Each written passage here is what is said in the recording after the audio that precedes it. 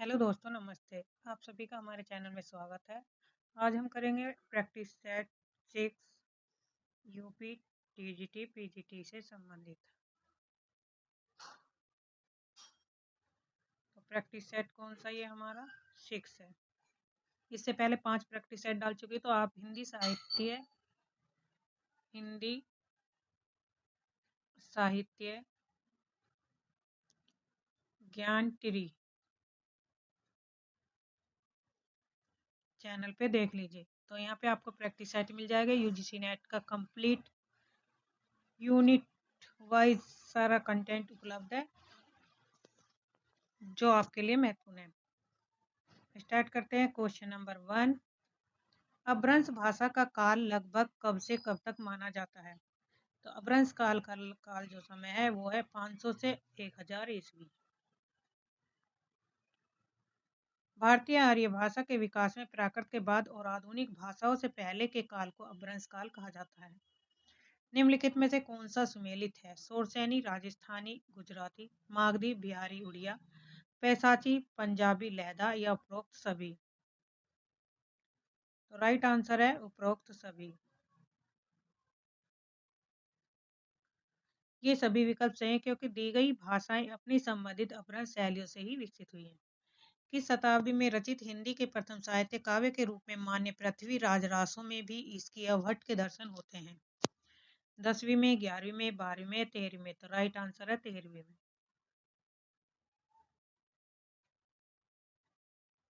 पृथ्वीराज रासों की रचना मुख्य रूप से 13वीं शताब्दी की मानी जाती है, जिसमें पुरानी हिंदी या अवहट्ठ के लक्षण मिलते हैं।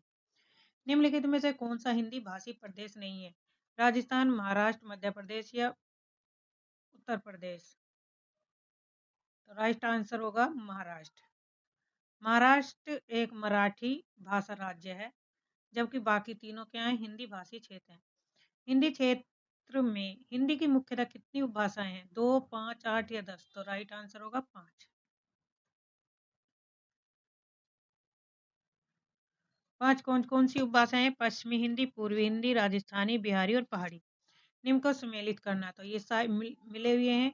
पूर्वी हिंदी अवधि बघेली की है। पश्चिमी हिंदी खड़ी बोली ब्रजभाषा। राजस्थानी में मारवाड़ी और मेवाती बोली जाती है। बिहारी के भोजपुरी और मैथिली। कूट आंसर होगा बी।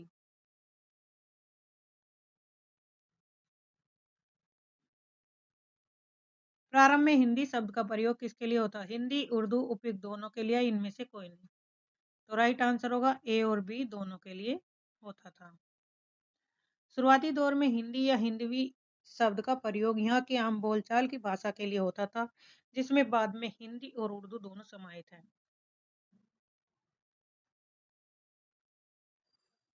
8वां क्वेश्चन है, हिंदी भाषा का वास्तविक आरंभ लगभग कब से माना जाता है? 500 ईस्वी से 1000 ईस्वी, 1500 ईस्वी, 2000 ईस्वी? तो राइट आंसर है 1000 ईस्वी। 1000 ईस्वी के अपभ्रंश से आधुनिक भारतीय भाषाओं का उदय शुरू हुआ, जिसे हिंदी का आरंभ काल माना जाता है। भाषा और लिपि में संबंध क्रमश है साधन व साध्य, साध्य व साधन, भाष्य व साधन और साधन व भाषण। तो यह है साध्य और साधन, ऑप्शन बी। भाषा हमारा मुख्य लक्ष्य साध्य और लिपि उसे लिखने का एक तरीका या औजार साधन है। जॉर्ज ग्रियर्सन ने हिंदी भाषा की उत्पत्ति का श्रेय किसे दिया है? लल्लूलाल को, सितारे हिंद को, लक्ष्मण सिंह को, ईसा अल्लाह खां को? तो राइट आंसर है ऑप्शन ए, लल्लूलाल को। ग्रियर्सन ने खड़ी बोली गद्य के विकास में लल्लू जी के योगदान को बहुत महत्वपूर्ण माना। भाषा विज्ञान की दृष्टि से किसे हिंदी कहा जाता है? पूर्वी हिंदी को, पश्चिमी हिंदी को, उत्तरी हिंदी को या दक्षिणी को? तो राइट आंसर है पश्चिमी हिंदी को।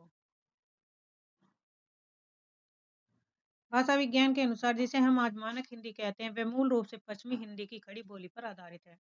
अदालतों में हिंदी का प्रवेश कब हुआ? 1985 में, 95 में, सन 1847 में, सन 1900 में, 1858 में? तो राइट आंसर है सन 1900 ईस्वी में। पंडित मदन मोहन मालवीय के प्रयासों से 1900 ईस्वी में अदालतों में हिंदी को स्थान मिला। संविधान में प्रांतीय भाषाओं के दावे को किस अनुसूची द्वारा स्वीकार किया गया? 7वीं, 8वीं, 9वीं या 10वीं? तो राइट आंसर है 8वीं। भारतीय संविधान की 8वीं अनुसूची में भारत की आधिकारिक भाषाओं का उल्लेख है। नागरिक पंचाणी पत्रिका के प्रथम संपादक कौन थे? श्याम सुंदर दास, वेणी प्रसाद, शिव कुमार या सत्यनारायण? तो राइट आंसर होगा वेणी प्रसाद। नागरिक पंचाणी पत्रिका के संपादन मंडल में वेणी प्रसाद जी का नाम प्रमुख लिया जाता है। डिंगल भाषा को डॉक्टर एल.पी. टेसीटोरी ने क्या कहा? गंवारू, राजपूती, राजवड़ी या प्रौढ़ व प्रांचल? तो इसे किसने कहा था? Doctor LP. जी ने गंवारू भाषा कहा था। टेसीटोरी ने राजस्थान की डिंगल शैली को एक ग्रामीण या गंवारू भाषा के रूप में संबोधित किया। शिव सिंह सैगड़ ने शिव सिंह सरोज की रचना कब की? 1880, 81 या 83? तो राइट आंसर होगा 1883, ऑप्शन डी। मिर्च बंधुओं द्वारा रचित मिर्च बंधु विनोद 4 भागों में विभक्त है, जिसके प्रथम 3 भाग 1913 ईस्वी में तथा चौथा भाग कब प्रकाशित हुआ? सन 1931, 1934, 1936 या 1938? तो राइट आंसर है 4 भाग है, और जिसके 3 भाग 1913 और चौथा जो हुआ था वो 1934 में हुआ था।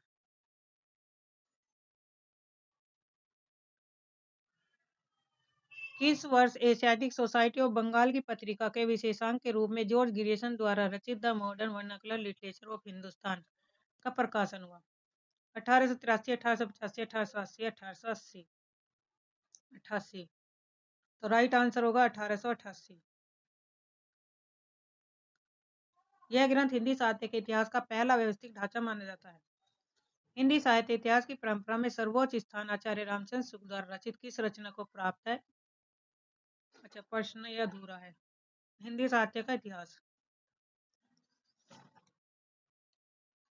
तो हिंदी साहित्य को इतिहास है, लेकिन शुक्ल जी की यह अमर कृति 1929 में हिंदी शब्द सागर की भूमिका के रूप में प्रकाशित हुई थी। शब्द सागर की भूमिका के रूप में लिखा गया तथा जिसे आगे परिवर्धित और विस्तृत करके स्वतंत्र पुस्तक का रूप दिया गया। तो किस रूप में दिया गया था? हिंदी साहित्य के इतिहास में, ऑप्शन ए।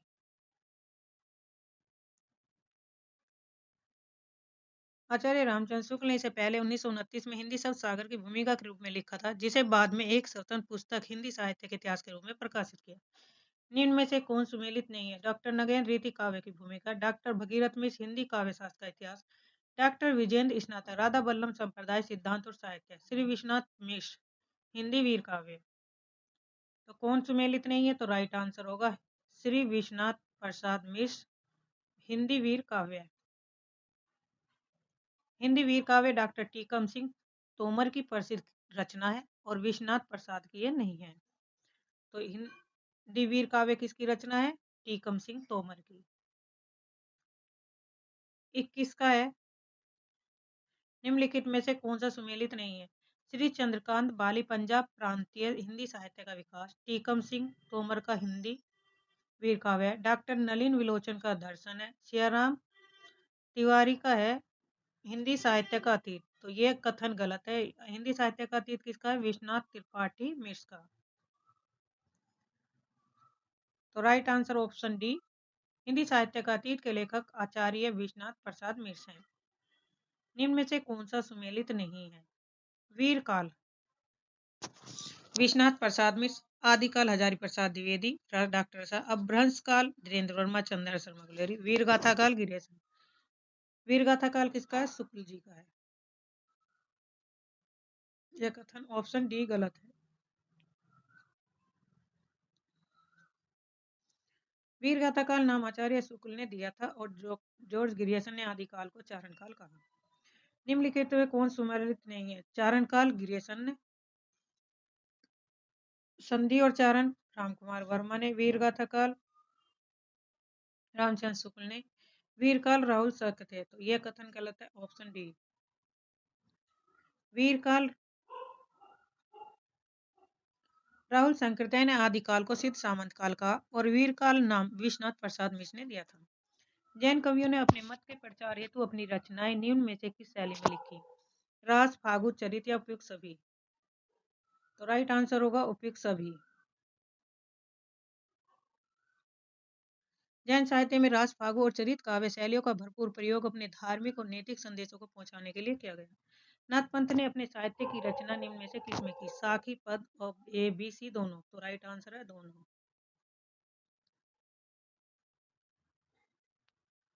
नाथ साहित्य मुख्य रूप से सखियों, दोहों और पदों के रूप में मिलता है, जिसका बाद में कबीर जैसे संतों पर भी प्रभाव पड़ा।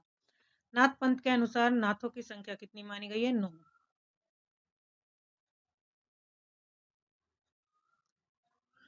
नाथ संप्रदाय में 9 नाथों की मान्यता है, जिसमें आदिनाथ, मछेरनाथ और गोरखनाथ प्रमुख हैं। रासो काव्य में किस रस की प्रधानता है? वीर, श्रृंगार, वीर एवं श्रृंगार उपयुक्त में से कोई नहीं। तो राइट आंसर है ऑप्शन सी, वीर और श्रृंगार दोनों। रासो ग्रंथों में राजाओं के युद्धों का वर्णन वीर रस और उनके प्रेम प्रसंगों का वर्णन श्रृंगार रस मुख्य रूप से मिलता है। रासो साहित्य की महत्वपूर्ण उपलब्धि है पृथ्वीराज रासो, परमाल रासो, बीसल देव रासो, जयचंद रासो। राइट आंसर है पृथ्वीराज रासो। चंद्रबरदाई द्वारा रचित पृथ्वीराज रासो को हिंदी का प्रथम महाकाव्य माना जाता है, जो रासो साहित्य की सबसे बड़ी उपलब्धि है। लौकिक साहित्य के अंतर्गत किसे लिया गया है? ढोला मारूराद हुआ, जयचंद प्रकाश, जयमेघ चंद्रिका, या उपयुक्त सभी। तो राइट आंसर होगा उपयुक्त सभी।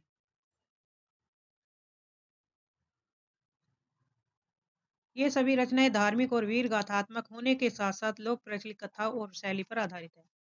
बीसलदेव रासो में भोज परमार की पुत्री राजमती और अजमेर के किस चौहान राजा के विवाह, वियोग और पुनर्मिलन की कथा सरस शैली में प्रस्तुत की गई? बीसलदेव प्रथम, बीसलदेव द्वितीय, बीसलदेव तृतीय, बीसलदेव चतुर्थ। तो राइट आंसर होगा बीसलदेव तृतीय।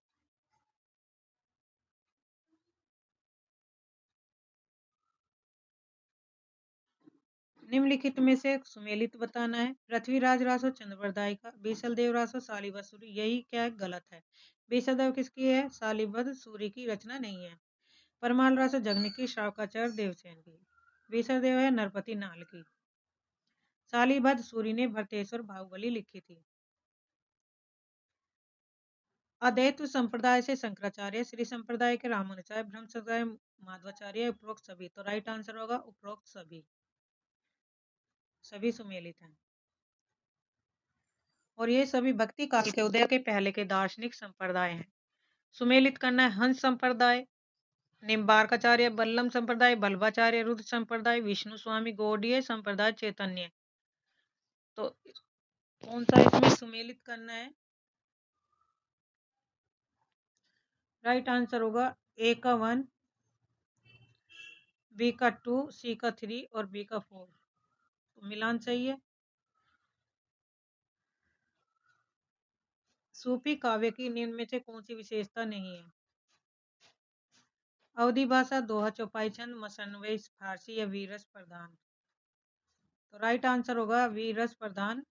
सूफी शब्द की नहीं है। सूफी काव्य मुख्य रूप से प्रेम, श्रृंगार रस और रहस्यवाद पर आधारित है। इसमें युद्धों और वीर रस का वर्णन विशेष का मुख्य विशेषता नहीं है। शेख बुरहान किसके शिष्य थे? तो शेख बुरहान किसके शिष्य थे? मुल्ला कुतुबन के। कुतुबन के गुरु कौन थे? शेख बुरहान। मृगावती की रचयिता कुतुबन चिश्ती वंश के शेख बुरहान के शिष्य थे। जायसी का प्रसिद्ध ग्रंथ। पद्मावत के अनुसार नाम तथा प्रतीकों को सुमेलित करना है। रत्नसेन आत्मा मन का, पद्मावती परमात्मा बुद्धि की, हीरामन तोते का और नागवती संसार का। राघव चेतन शैतान का, अलाउद्दीन यामा का। 1 2 3 4 5 सही मिलान है, तो आंसर होगा बी। ये कुट जायसी ने पद्मावत में पात्रों को प्रतीक के रूप में इस्तेमाल किया, जहां रतनसेन साधक मन और पद्मावती साध्य परमात्मा है। गुरु नानक का जन्म कब हुआ? तो गुरु नानक का जन्म सन 1469 ईस्वी में हुआ। अच्छा, इसमें संवत पूछा है, अगर ईस्वी में होगा तो 1469,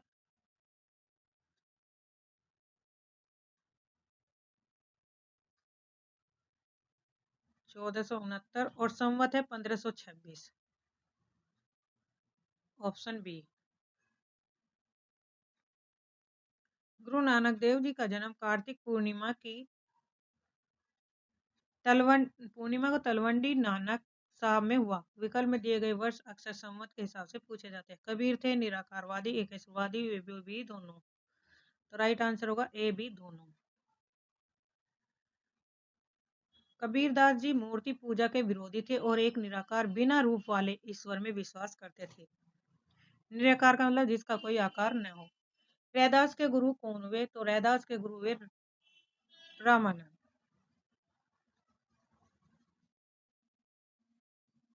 संत रविदास स्वामी रामानंद के 12 शिष्यों में से एक थे।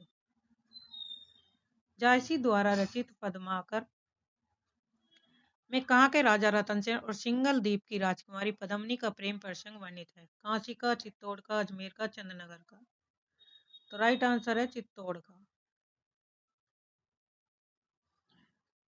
पद्मावत चित्तौड़ के राजा रतन सेन और सिंगल द्वीप की राजकुमारी पद्मावती की प्रेम कथा और अलाउद्दीन खिलजी के आक्रमण पर आधारित है। कुतुबन किस नाम से प्रेमाख्यान ग्रंथ उपलब्ध है? चंदायन, मृगावती, चंदायन, मृगनयनी, मृगावती, मधुमालती। तो राइट आंसर होगा मृगावती। चंदायन मुल्ला दाऊद की है, मृगनयनी वृंदावन लाल वर्मा की है और मृगावती कुतुबन की है, मधुमालती मंजन की रचना है। कुतुबन ने 1503 ईस्वी में मृगावती की रचना की थी, जो सूफी काव्य परंपरा की एक महत्वपूर्ण कड़ी है। कुतुबन द्वारा रचित किस ग्रंथ में चंदनगर के राजा के राजकुमार कंचनपुर के राजा की कन्या की प्रेम कथा का वर्णन है? चंदायन का,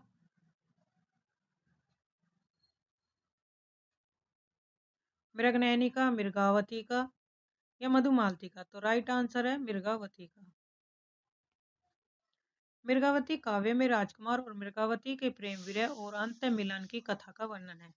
जायसी द्वारा रचित रचनाएं हैं पद्मावत, अखरावत, आखिरी कलाम, उपरोक्त सभी। तो राइट आंसर है उपरोक्त सभी।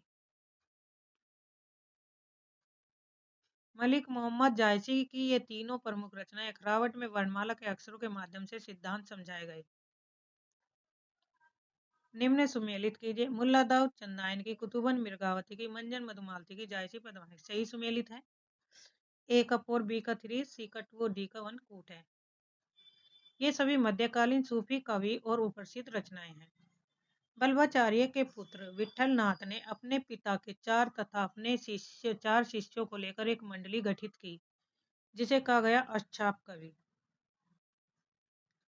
अष्टाप की स्थापना 1565 ईस्वी में हुई, जिसमें 8 कृष्ण भक्त कवि शामिल थे, जैसे सूरदास, कुम्भनदास आदि। कुसुम, कृष्ण, ये थे बल्बाचार्य के 4 शिष्य। कुसुम से कुम्भनदास, सू से सूरदास, पै से परमानंदास और कै से कृष्णदास। गोछी चंद, गोछी चंद, गो से गोस्वामी, गोची 6 से छीत स्वामी, च से चतुर्भुज और न से नंदास। ये थे विठलनाथ के 4 शिष्य। किसने सुधादेतवाद नामक अपना दार्शनिक मत देते हुए बल्लम संप्रदाय की रचना की? बल्बाचार्य ने, कुम्भनदास ने, परमानंद ने, सूरदास ने। तो सुधादेत की रचना किसने की थी? बल्बाचार्य ने। महाप्रभु बल्बाचार्य ने भक्ति मार्ग को एक नया रूप दिया, जिनका दर्शन शुद्धाद्वैतवाद कहलाता है। बल्बाचार्य ने बल्लम संप्रदाय की स्थापना की। कुम्भनदास, परमानंदास, कृष्णदास और सूरदास आचार्य वल्लभ के शिष्य थे। गोविंद स्वामी, छीत स्वामी, नंददास, चतुर्भुजदास विठलनाथ जी के शिष्य थे। उपरोक्त सभी। ये सभी तथ्य अष्टाप और बल्लम संप्रदाय गुरु शिष्य परंपरा के बिल्कुल सही हैं। भ्रमर गीत की रचना किसने की? सूरदास ने, रमाशंकर ने, ए बी दोनों या उपयुक्त में से कोई नहीं। तो राइट आंसर होगा ए और बी दोनों। दोनों ने की थी, सूरदास ने भी और रमाशंकर शुक्ल ने। भ्रमर गीत प्रसंग मुख्य रूप से सूरदास सागर का है, लेकिन आधुनिक काल में रमाशंकर शुक्ल रसाल ने भी इस कार्य पर कार्य किया। तुलसीदास जी ने अपने रामचरितमानस का पाठ सर्वप्रथम किसको यमुना तट पर सुनाया था?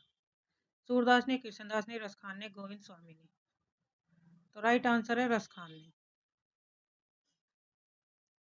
ऐसी मान्यता कि गोस्वामी तुलसीदास जी ने रामचरित को पूरा करने के बाद सबसे पहले इसे कृष्ण भक्त कवि रसखान को सुनाया था। रसखान की अंतिम कृति कौन सी है? दानलीला, प्रेम वाटिका, अष्टयाम, सुजान, रसखान। तो राइट आंसर है प्रेम वाटिका। रसखान की अंतिम कृति है प्रेम वाटिका। प्रेम वाटिका रसखान की अंतिम रचना मानी जाती है, जो उनके भक्ति और प्रेम दर्शन का निचोड़ है। विष्णुदास द्वारा रचित रचनाएं कौन सी है? महाभारत कथा, रुक्मणी मंगल, स्वर्गारोहण, उपयुक्त सभी। तो राइट आंसर है उपयुक्त सभी। किसकी है? विष्णुदास की रचना है। विष्णुदास ग्वालियर नरेश डूंगरेंद्र सिंह के राजकवि थे और उन्होंने ये सभी ग्रंथ लिखे थे। किसको राम भक्ति काव्य का प्रवर्तक माना जाता है? ईश्वरदास को, तुलसीदास को, रामानंद को, राघवाचार्य को। तो राम भक्ति से रामानंद प्रवर्तक माने जाते हैं।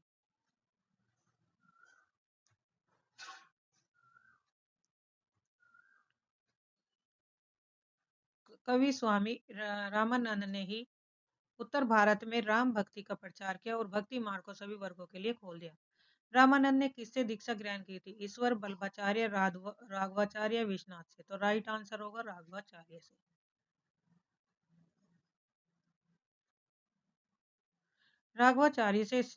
राघवाचार्य श्री रामानंद के गुरु थे, जिन्हें ने उन्हें श्री संप्रदाय की दीक्षा दी। केशवदास किसके दरबारी कवि थे? चित्तौड़ नरेश, काशी नरेश, अजमेर नरेश, ओरछा नरेश। तो राइट आंसर होगा ओरछा नरेश।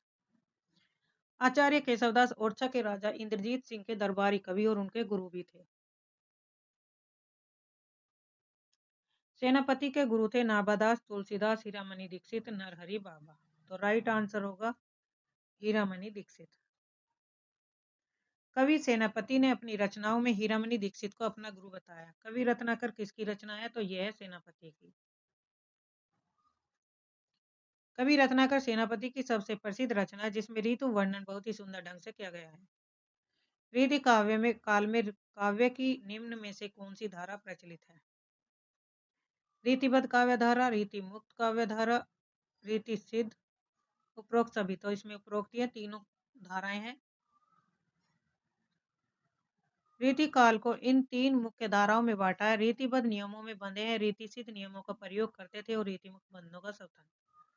तन संकोच मन परम अछाऊ, गूढ़ प्रेम लखी परई न काऊ। उपरोक्त पंक्तियों में कौन सा रस है?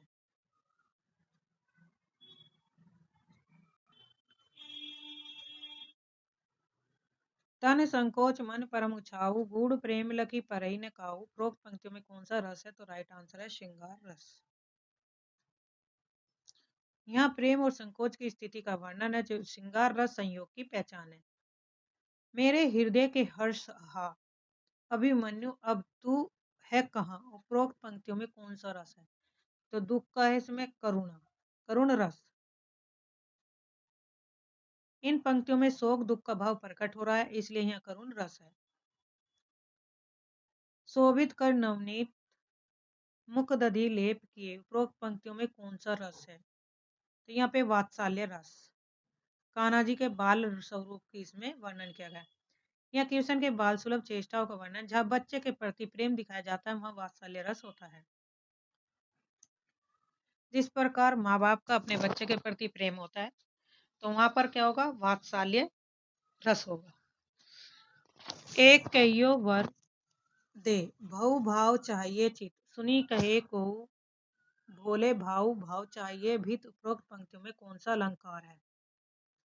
अनुप्रास, यमक, श्लेष या वक्रोंती। तो राइट आंसर होगा वक्रोंती अलंकार है यहाँ पे।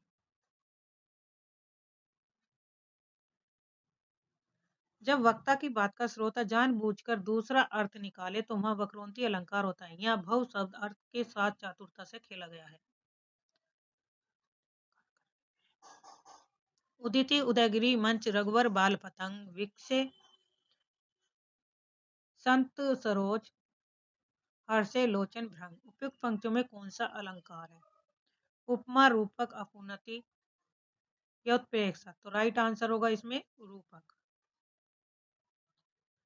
यहाँ मंच पर उदयगिरी का और राम पर बाल सूर्य का भेद आरोप किया गया, इसलिए ये रूपक अलंकार है। यहाँ अनुरागी चित्त की गति समझे ना कोई, ज्यो ज्यो बूढ़े श्याम रंग त्यों त्यों उज्जवल होय। उपरोक्त पंक्तियों में कौन सा अलंकार है? अतियोक्ति, सभाोक्ति, विरोधाभास या अतियुक्ति, अतिशयोक्ति। तो राइट आंसर होगा यहाँ पे विरोधाभास।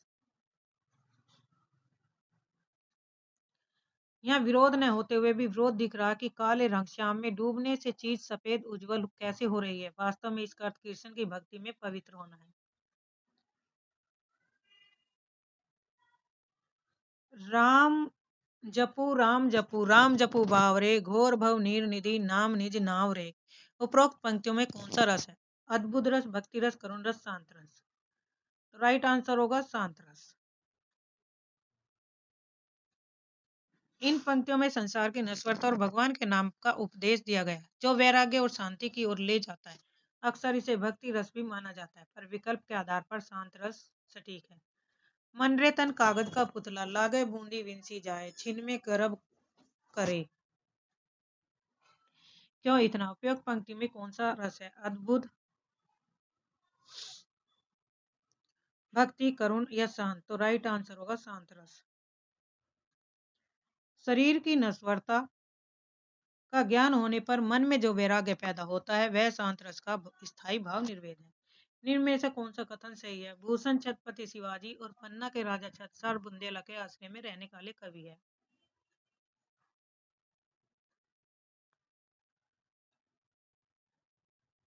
भूषण ऐसे रीतिकालिक कवि हैं जिन्होंने वीर रस की कविताएं लिखकर अपूर्व ख्याति अर्जित की। भूषण की पालकी में तो महाराज छत्रसाल ने अपना कंधा लगाया था। उपरोक्त सभी।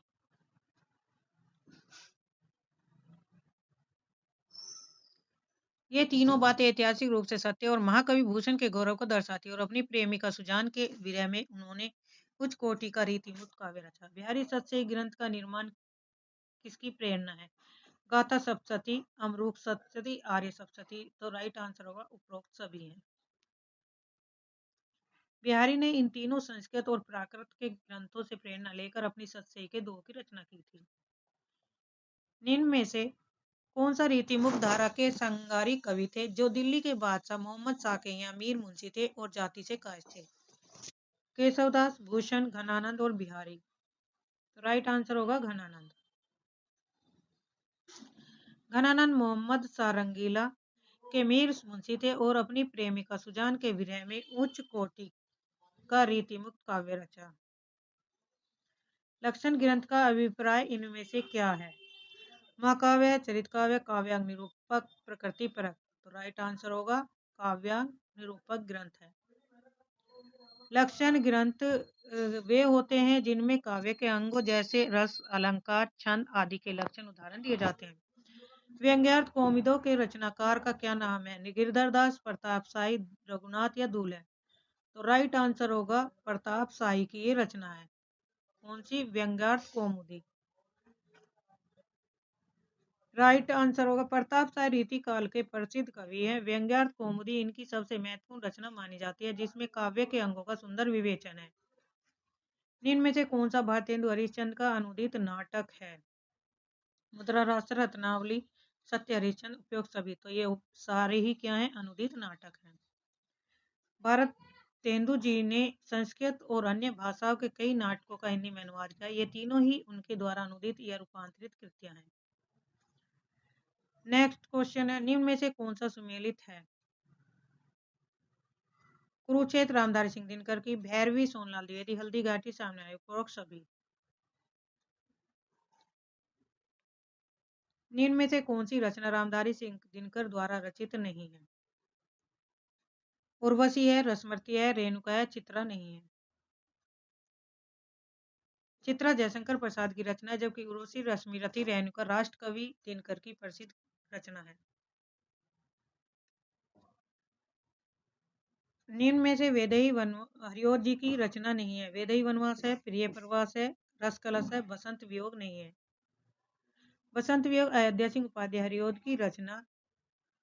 वैदेही वनवास, प्रिय प्रवास और कलश शामिल है। बसंत वियोग इनकी रचना नहीं है। निम्न में से कौन सी कहानी प्रेमचंद द्वारा रचित है? कफन, पूस की रात, पंच परमेश्वर, उपरोक्त सभी। तो सभी कहानी प्रेमचंद की है। निम्न में से शुद्ध वर्तनी कौन सी है? परिणय, परिणति, प्राणी या प्रतीक? तो राइट आंसर होगा प्राणी। प्राणी शब्द व्याकरण की दृष्टि से शुद्ध है। अन्य शब्दों में शुद्ध रूप है परिणय, परिणति और प्रतीक। निम्न में शुद्ध वर्तनी कौन सी है? प्रमाणिक। तो राइट आंसर होगा ऑप्शन सी, प्रामाणिक, डी, प्रामाणिक। प्रमाण शब्द में इक प्रत्यय जुड़ने से पहले अक्सर प्र का प्रा हो जाता है, जिससे प्रमाणिक शब्द बनता है। निम्न शुद्ध वर्तनी कौन सी है? पूजनीय, पांचवा, पहुंच या परीक्षा? तो राइट आंसर होगा परीक्षा। शुद्ध परीक्षा अन्य पूजनीय है, पूजनीय या पूज्य ये शुद्ध वाक्य है। पांचवा पहुंच चंद्र बिंदु के साथ होते हैं। निम्न में से गलत वर्तनी कौन सी है? गरम, कुटिया, गन्ना या कलश? तो राइट आंसर होगा गरम। मानक हिंदी शब्दकोश के अनुसार गरम शब्द ऐसे बनता है, यह शुद्ध होगा। शुद्ध माना जाता है गरम आम बोलचाल का शब्द है। हालांकि कई बार विकल्प बी के वर्तनी दोष पर निर्भर करता है कि यह तद्भव रूप भी है। निम्न में से गलत वर्तनी कौन सी है? आर्यवर्त, अवनति, आकांक्षा या अतिथि? तो राइट आंसर है अतिथि। गलत है। अतिथि इमेज में अतिथि, अतिथि में बड़ी ई लिखी थी, जबकि शुद्ध शब्द अतिथि ही होगा। तो ये तो शुद्ध शब्द होगा, अतिथि छोटी। निम्न में से कौन सा सही है? निष् प्लस कारण, निकारण, निर्यात, निरपराध, उपरोक्त सभी। तो राइट आंसर है इसमें सारे सही हैं। संधि विच्छेद ये सभी विसर्ग संधि के उदाहरण है सब। निम्न में से कौन सा गलत है? धुर प्लस धुरंधर, नमस प्लस नमस्कार, दिन प्लस दिनेश, धन प्लस आनंद, धनानंद। तो धन प्लस आनंद यह गलत है, क्योंकि कवि का नाम घनानंद धन प्लस आनंद है, न कि धन प्लस आनंद।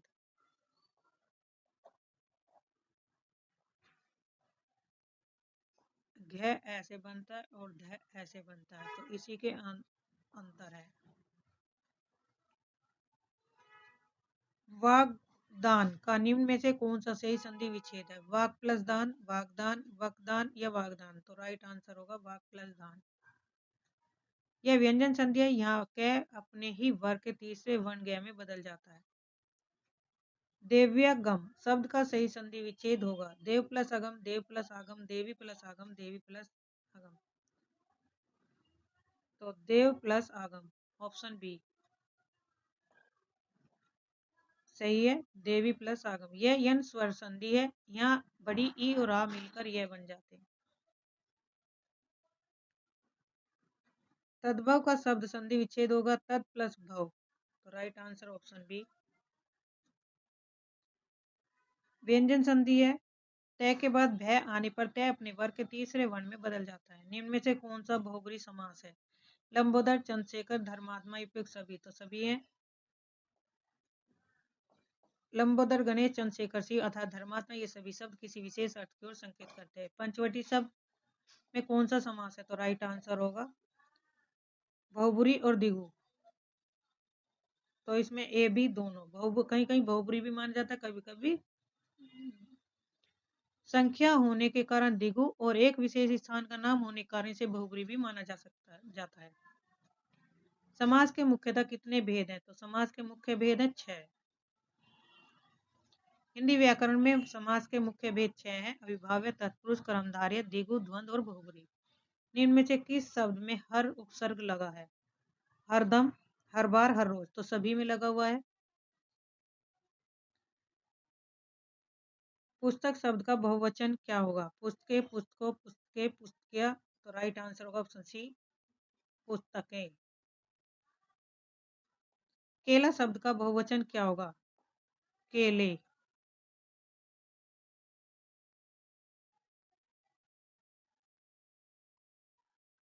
निम्न में से कौन सा बहुवचन गलत है? पंखे, रातें, गुड़ियां या वे? तो राइट आंसर है पंखे।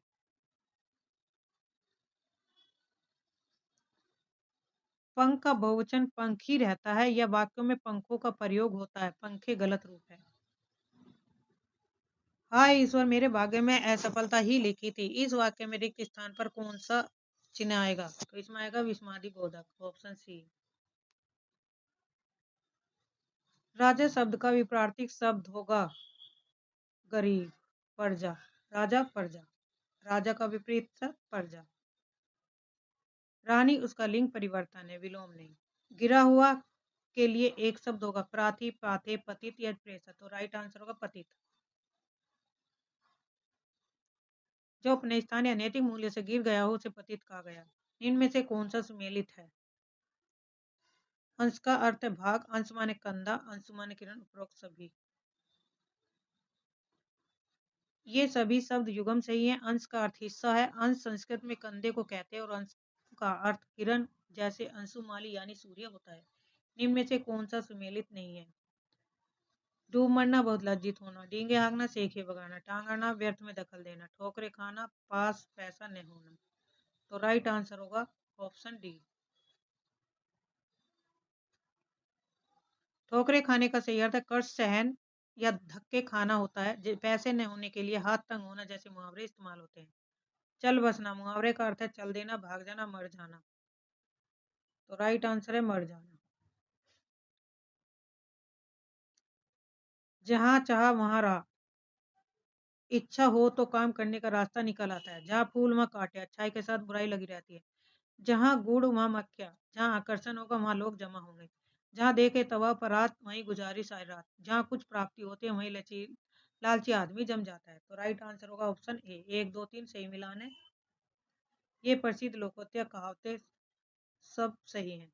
प्रियतम शब्द का निम्न में से कौन सा अर्थ है? प्रेमिका, प्यारी, प्रियतमा। ये उपरोक्त में से कोई नहीं। तो राइट आंसर होगा उपरोक्त में से कोई नहीं। प्रियतम पुल्लिंग शब्द है जिसका अर्थ सबसे प्यारा या प्रति प्रेमी होता है। दिए गए विफल में ए बी सी स्त्रीलिंग है। पावक शब्द का संधि विच्छेद क्या होगा? पो प्लस अक, ऑप्शन सी। यह अयादी स्वर संधि है जिसमें ओ और ए मिलकर आव बन जाता है जिसे पावक शब्द कहते हैं। महेश्वर शब्द का सही संधि विच्छेद क्या होगा? तो राइट आंसर होगा महा प्लस ईश्वर। महा प्लस ईश्वर, ऑप्शन डी। यह गुण संधि है, आ प्लस ई मिलकर आई हो जाते हैं। सुरेंद्र, सुर प्लस इंद्र।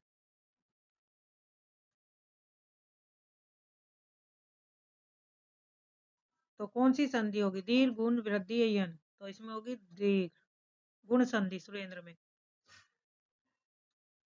जब ए के बाद ई आता है तो दोनों मिलकर आई हो जाते हैं तो इसे गुण संधि कहते हैं। गंगा प्लस उद्गम से निर्मित शब्द होगा गंगोदकम। गंगोदकम, ऑप्शन सी।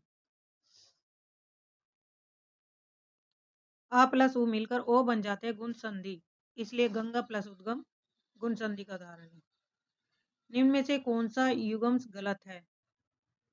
देव प्लस ऋषि, देव ऋषि, महा प्लस ऋषि, विद्या प्लस अर्थी, विद्या प्लस आर्य। उपरोक्त सभी सही है।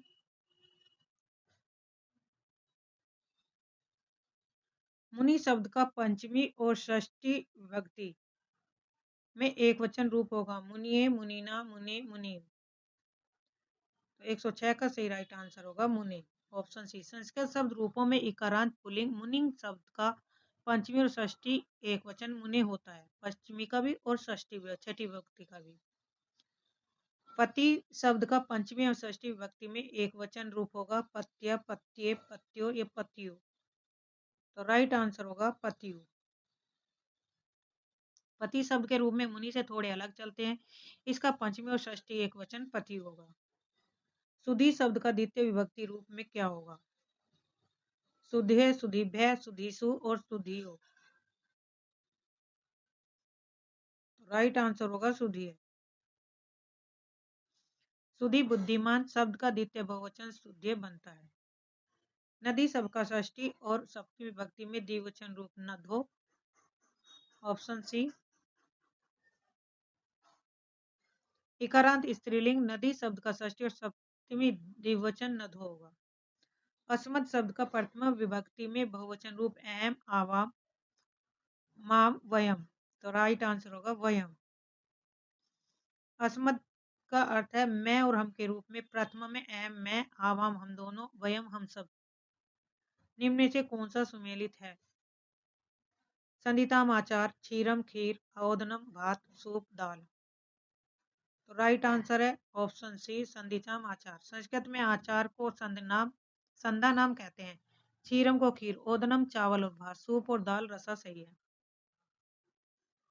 चक्रपाणी, चक्रपाणो यस्य से निम्न में से कौन सा समास है? द्वंद्व, द्विगु, बहुब्रीहि या कर्मधारय। तो चक्रपाणी में बहुब्रीहि समास है।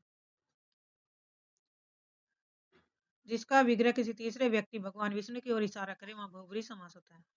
पंचग्रामम, पंचानाम ग्रामानाम समाहार निम्न में से कौन सा समास है? तो कर्मधारय। द्विगु समास, द्विगु समास होगा क्योंकि पहला पद क्या है? संख्यावाचक है, पांच हो और वह समूह का बोध कराए, वहां द्विगु समास है। घनश्याम, घन इव श्याम निम्न में से कौन सा समास है?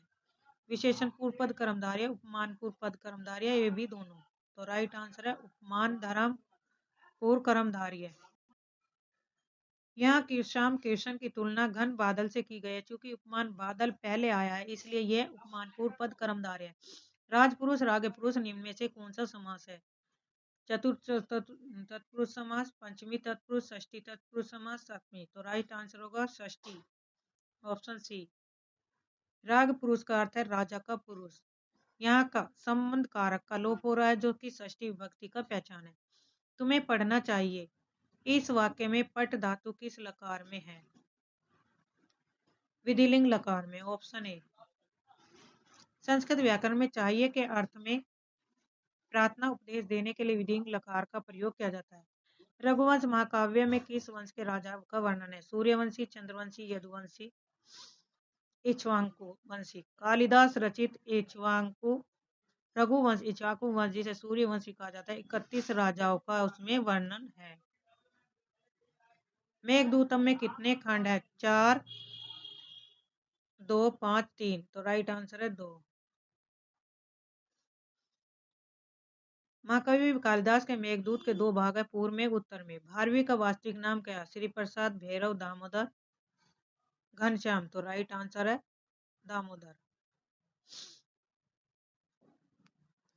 किरातार्जुनीयम के रचयिता महाकवि भारवी का असली नाम दामोदर माना जाता है। रघुवंशम का नायक कौन है? दिलीप, राम, दशरथ, रघु। राइट आंसर है रघु। हालांकि इसमें कई राजाओं का वर्णन है लेकिन महाकाव्य का नाम राजा रघु के नाम पर है इसलिए इन्हें ही मुख्य नायक माना जाता है। भारवी किसके भक्त थे? विष्णु के,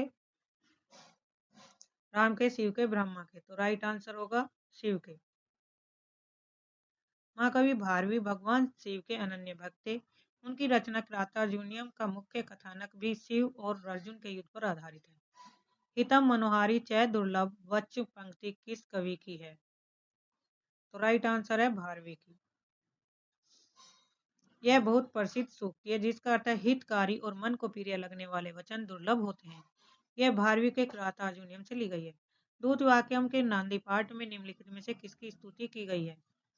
शिव की, पार्वती की, इंद्र की या विष्णु की? तो राइट आंसर होगा विष्णु की। भास रचित नाटक दूध वाक्यम के मंगलाचरण नंदी पाठ में भगवान विष्णु श्री कृष्ण की स्तुति की गई है। भारवी ने किरातार्जुनीयम का प्रारंभ निम्नलिखित में से किस शब्द से किया? श्री का, श्री लक्ष्मी का, ओम का या उपयुक्त में से कोई नहीं? तो राइट आंसर होगा श्री का। भारवी ने अपने महाकाव्य की शुरुआत श्रीय करुणा मधिपस्य पालनी श्लोक से की है जिसका पहला शब्द श्री है। निम्नलिखित में से किसका प्रारंभिक नाम नीलकंठ है? भवभूति का, कालिदास का, भारवी का। तो राइट आंसर है भवभूति का। महान संस्कृत नाटक भवभूति का मूल या बचपन का नाम श्रीकंठ था। तो ये थे 125 क्वेश्चन यूपी टीजीटी पीजीटी का प्रैक्टिस सेट। तो आज के लिए इतना ही। धन्यवाद। चैनल को सब्सक्राइब करिए, लाइक करिए, शेयर करिए ताकि आपको समय पर नोटिफिकेशन मिल सके।